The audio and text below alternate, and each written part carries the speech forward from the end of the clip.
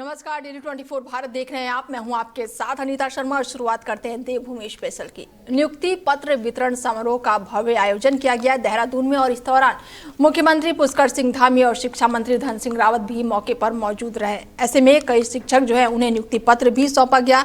तो वहीं मुख्यमंत्री पुष्कर सिंह धामी ने कहा है कि बच्चों की उत्कृष्ट शिक्षा देने के साथ साथ उनमें समाज, संस्कृति और राष्ट्र के प्रति व्यक्ति की भावना को भी कर्तव्य विकसित हो, जिससे वो शिक्षा के साथ जिम्मेदार नागरिक भी बने। उन्होंने कहा कि प्रधानमंत्री नरेंद्र मोदी के मार्गदर्शन में राज्य सरकार प्रदेश की शिक्षा व्यवस्था को आधुनिक और गुणवत्तापूर्ण बनाने के लिए निरंतर कार्यरत है। विद्यालयों के आधारभूत ढांचे को सुदृढ़ बनाने से लेकर डिजिटल शिक्षा और साथ ही कौशल विकास तक हर स्तर पर व्यापक सुधार किए जा रहे हैं। और ऐसे में शिक्षा मंत्री धन सिंह रावत ने कहा है कि पिछले 4.5 साल में शिक्षा विभाग में 11,500 से अधिक नियुक्तियां जो है वो प्रदान की गई है और 3,500 से अधिक विभिन्न पदों पर भर्ती प्रक्रिया गतिमान है।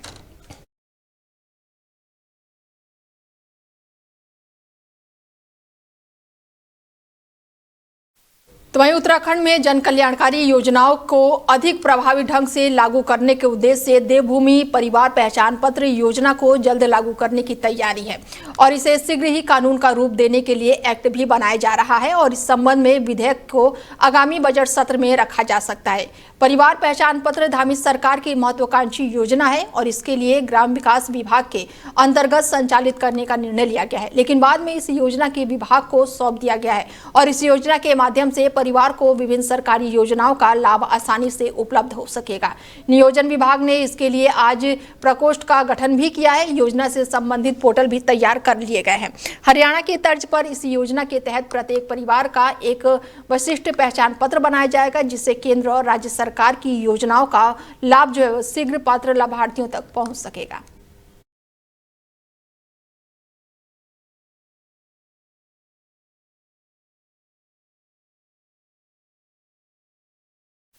तो वहीं प्रदेश में बिगड़ती कानून व्यवस्था और बढ़ते अपराधों को लेकर आज यूथ कांग्रेस ने जोरदार प्रदर्शन किया। नगर मजिस्ट्रेट कार्यालय पर हल्ला बोलते हुए यूथ कांग्रेस पदाधिकारियों ने प्रदेश में राष्ट्रपति शासन लागू करने की मांग की है। यूथ कांग्रेस का आरोप है कि धामी सरकार का राज जो है अपराधियों के हौसले बुलंद है और आम जनता खुद को असुरक्षित महसूस कर रही है। हरिद्वार में उस वक्त माहौल गर्म हो गया जब यूथ कांग्रेस के कार्यकारी महानगर अध्यक्ष विशाल प्रधान के नेतृत्व में कांग्रेस कार्यकर्ताओं ने नगर मजिस्ट्रेट कार्यालय पर जोरदार प्रदर्शन किया। प्रदर्शन में वरिष्ठ कांग्रेस नेता सोम त्यागी और मनोज सैनी भी मौजूद रहे। यूथ कांग्रेस कार्यकर्ताओं ने महामहिम राष्ट्रपति के नाम ज्ञापन सौंपा है।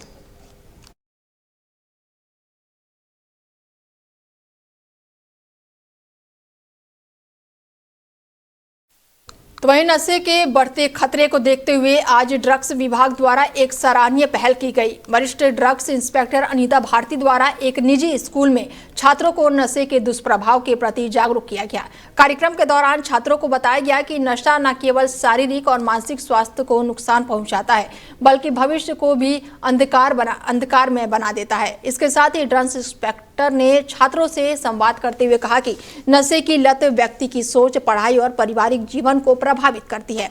उन्होंने छात्रों से अपील की है कि वो नशे से दूर रहें और अपने आसपास किसी भी प्रकार के नशीले पदार्थों की जानकारी तुरंत ही प्रशासन को दें। कार्यक्रम के दौरान नशे के प्रयोग और उनके दुष्परिणाम, कानून प्रावधान और इससे बचने के उपाय की भी जानकारी दी गई। छात्रों ने भी जागरूकता कार्यक्रम में बढ़ चढ़कर भाग लिया और नशे से दूर रहने का संकल्प लिया। हरिद्वार जिले में लगातार पुलिस द्वारा, हमारे ड्रग डिपार्टमेंट द्वारा या डीएलएस भी इस पे ही पूरा कार्य कर रहा है। लगातार यही कोशिश है कि हम ड्रग्स देखिए, ऐसा है ना जी, जो ड्रग्स है उसको अगर मैं बात करूं दवाइयों की, तो जो दवाइयां हैं वो लाइफ सेविंग है, उनको हम बंद कर ही नहीं सकते, क्योंकि जितने भी सीवियर जो केसेज होते हैं, लाइक कैंसर, एक्सीडेंटल केस होते हैं, उनमें वो दवाइयाँ ज़रूरी चाहिए होती हैं। ऑक्सीजन नहीं, ऑपरेशन अगर कहीं पर हो रहा है वहाँ पर भी दवाइयाँ चाहिए होती हैं।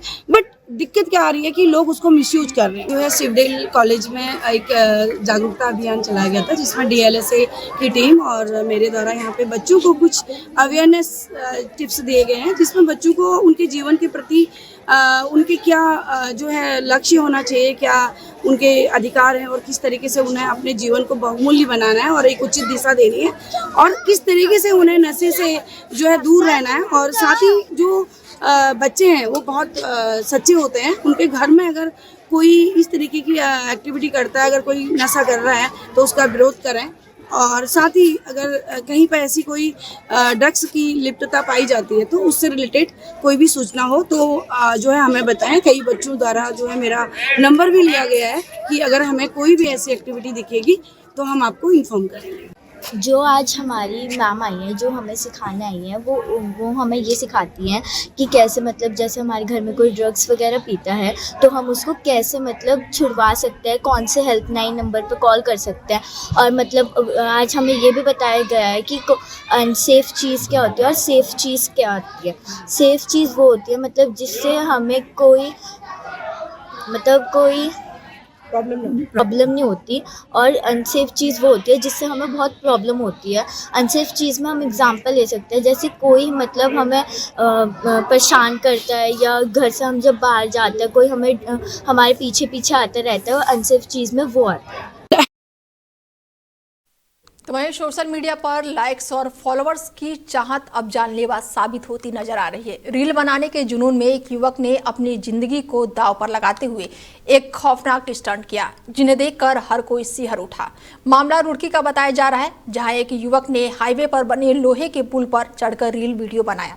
पुल के नीचे तेज रफ्तार से दौड़ते वाहनों के बीच युवक दिन दहाड़े मौत को खुली चुनौती देता नजर आया। जरा सी चूक उसकी जान ले सकती थी, लेकिन युवक को ना अपनी सुरक्षा की चिंता थी और ना ही कानून व्यवस्था का कोई डर। इतना ही नहीं, युवक ने ई-रिक्शा में ओवरलोडिंग कर सड़क पर भी स्टंटबाजी की। सवारियों को बैठाकर उनमें ई-रिक्शा को अलग ही टायर हवा में उठा लिया और इससे बड़ा हादसा होने की पूरी आशंका बनी रही। सड़क पर चल रहे अन्य वाहन चालकों और यात्रियों की जान भी इस लापरवाही से खतरे में पड़ गई और इस पूरी घटना में कानून और ट्रैफिक नियमों की खुली अनदेखी साफ नजर आ रही है। युवक ने ना तो नियमों से डर और ना ही अपनी जान की परवाह करते हुए दिखाए। पुलिस का कहना है कि रील बनाने के लिए इस तरह की स्टंटबाजी एक खतरनाक ट्रेंड बनती जा रही है, जो कभी भी बड़े हादसे में बदल सकती है। पुलिस ने युवकों से अपील की है कि सोशल मीडिया के चक्कर में अपनी और दूसरों की जान को जोखिम में ना डालें। फिलहाल ये वीडियो सोशल मीडिया पर तेजी से वायरल हो रही है।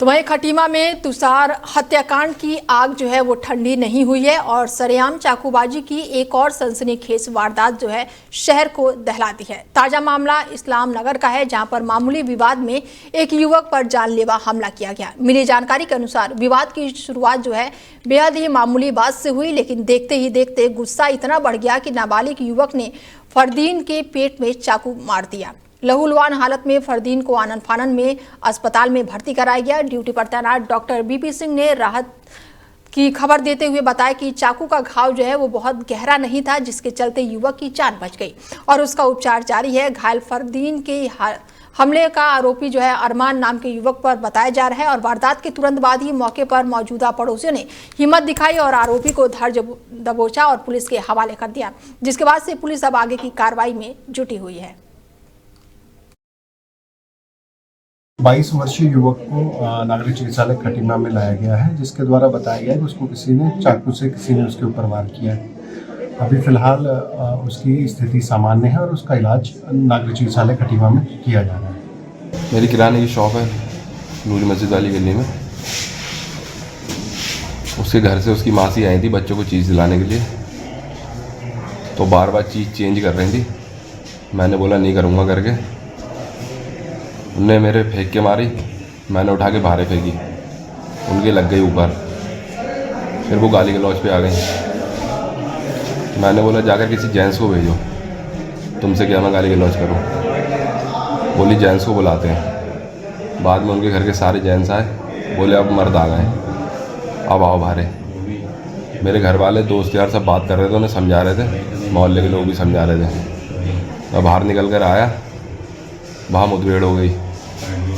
उनका भांजा निकल कर आया, अरमान, मुन्ना कहते हैं उसे। उनने चाकू निकाला, मेरे कोक पे मार दिया।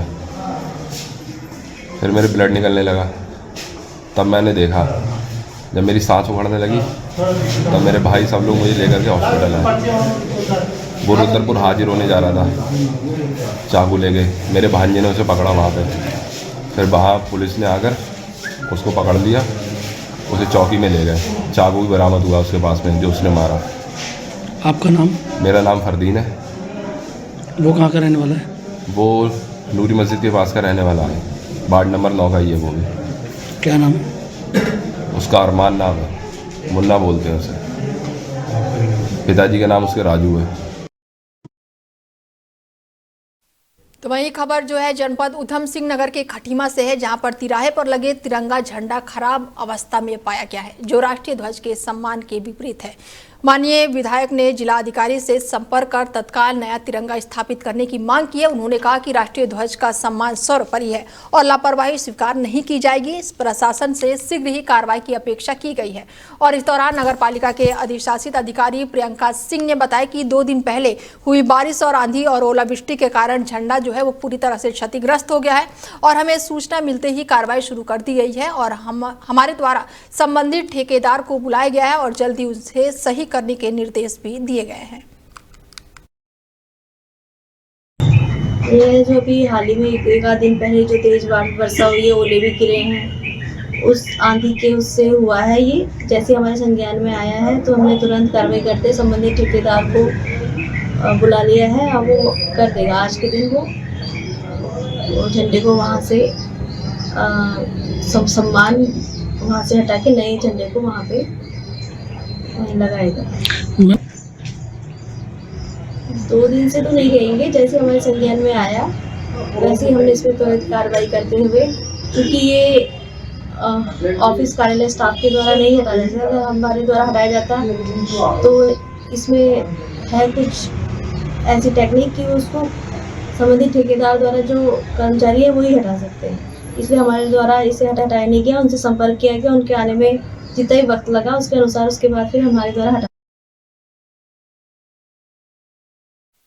तो वहीं आगामी 4 फरवरी को होने वाले व्यापार संघ के चुनाव के अध्यक्ष पद के उम्मीदवार के रूप में खड़े हुए रवीश भटनागर ने खटीमा में पहुंचकर कार्यालय का उद्घाटन किया। उनका कहना था कि खटीमा व्यापारियों ने हर समय आपात समय में खटीमा का साथ दिया और आज वो उनके समर्थन की आकांक्षा है और ऐसे में यदि वो कोशिश करेंगे कि व्यापारियों के कंधे से कंधा मिलाकर चलेंगे और उनकी समस्याओं का समाधान करेंगे। वहीं नगर पालिका अध्यक्ष खटीमा रमेश जोशी भी रवीश भटनागर के समर्थन में आए और इस अवसर पर रमेश जोशी नगर पालिका अध्यक्ष ने कहा कि जो व्यापारियों के हित के लिए लड़ेगा मैं उसका साथ दूंगा और रवीश भटनागर व्यापारी हित के लिए लड़ने वाले हैं, इसलिए मैं उनका समर्थन कर रहा हूं।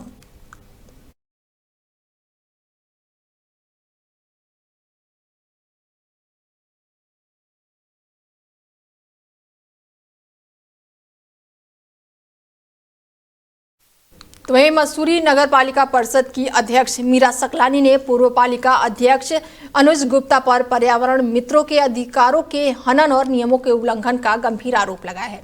उन्होंने कहा कि पूर्व कार्यालय में डोर टू डोर कूड़ा कलेक्शन के नाम पर बड़े पैमाने पर अनियमितताएं की गई हैं, जबकि वर्तमान में बोर्ड पूरी पारदर्शिता के साथ काम कर रहा है।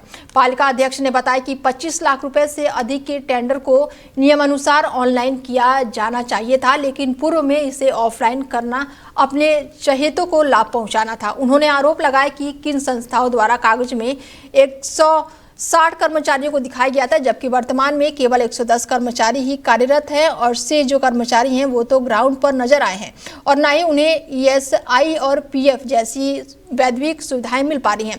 मीरा सकलानी ने जानकारी दी है कि 1 जनवरी से डोर टू डोर कूड़ा कलेक्शन का कार्य ऑनलाइन टेंडर प्रक्रिया के तहत किया जाएगा, जिसमें कि कुल 7 कंपनियों ने भाग लिया है और किन संस्थाओं ने इस टेंडर प्रक्रिया में हिस्सा नहीं लिया, इसके बावजूद भी कर्मचारियों को गुमराह करके हंगामा कराया गया है।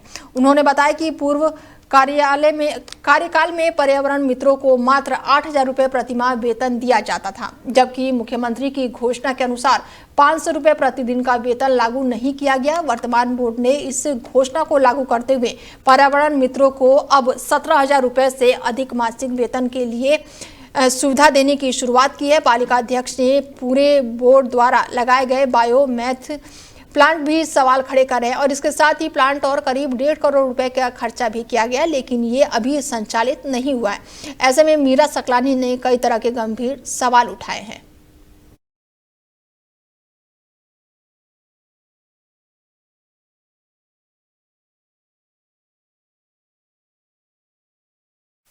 उत्तराखंड के देहरादून जिले के विकास नगर क्षेत्र में 2 कश्मीरी भाइयों के साथ मारपीट करने के आरोप में पुलिस ने गुरुवार को एक दुकानदार को गिरफ्तार किया है।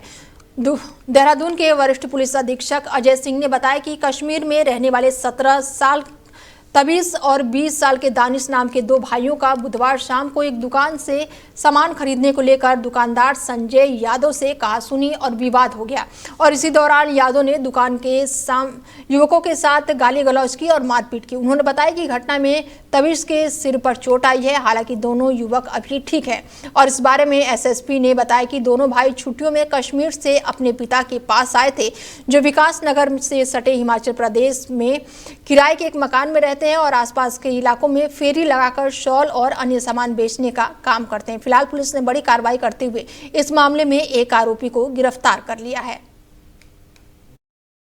कल दिनांक 28 तारीख को विकास नगर थाना क्षेत्र में 2 कश्मीरी युवक थे जो विकास नगर के बाजार में आए थे, जिनके पिताजी जो वर्तमान में पौंटा साहिब में किराए के मकान पर रहते हैं और ये दोनों युवक भी इस दौरान छुट्टियों में अपने पिताजी के पास आए थे और उनके सहयोग के लिए फेरी में सहयोग के लिए भी वो यहाँ पर पौंटा में रुके हुए थे।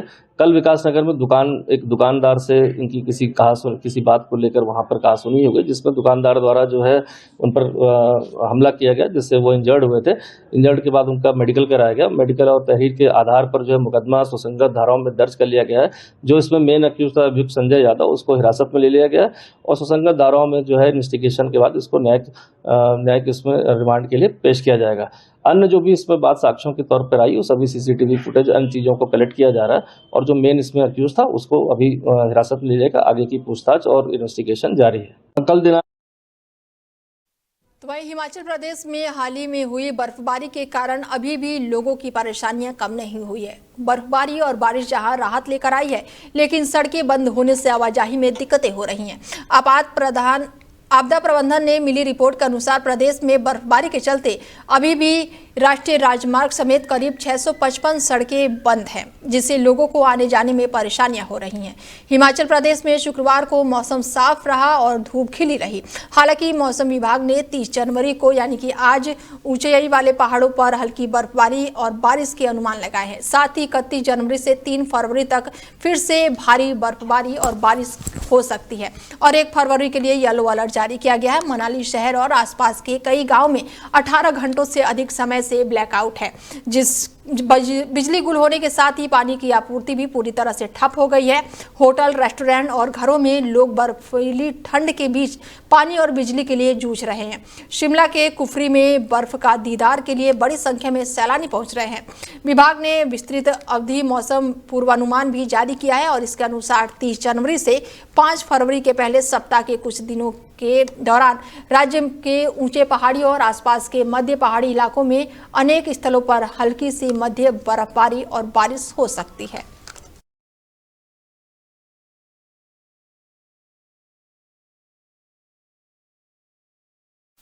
फिलहाल देवभूमि स्पेशल में मेरे साथ इतना ही। बने रहिए आप हमारे साथ और देखते रहिए डेली 24 भारत। नमस्कार।